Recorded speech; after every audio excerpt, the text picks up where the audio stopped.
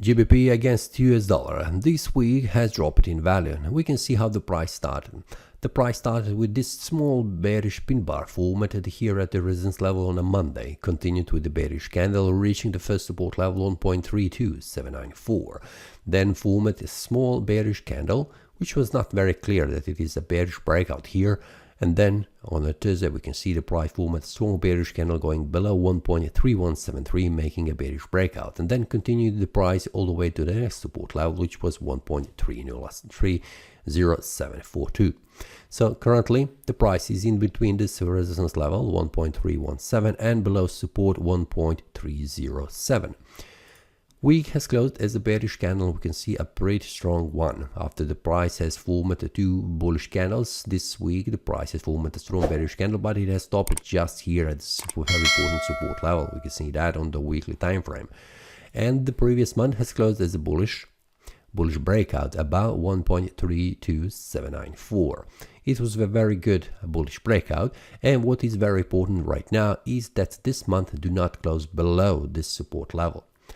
Will that happen? This will invalidate this bullish breakout as a failed one, and it could trigger also a sell-off that the price could go all the way back down where the next support is, and that is around this area 1.28.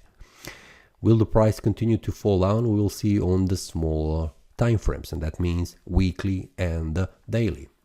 Now 1.28, I have said it was very important support level, and that means around here, which is 1.28821. We can see that here, and before that we have 1.29 as support level that could hold the price from going back below. And will that happen? We will see. But what we can see on the weekly time frame, this looks a very bearish momentum that has been triggered and stopped at a very important support level. Now, for the weekly time frame, the price is in between this resistance and this support level where the price has space to move even more down. So this is something that I'm expecting that the price could go down. The daily time frame will show much more clear information, and we can see that 1.307 is support level that is holding the price from falling down.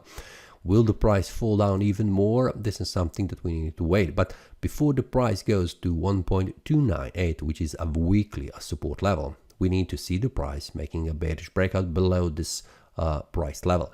If it breaks, it will continue to move down, like in this example where the price has reached very close to this demand zone around this support level.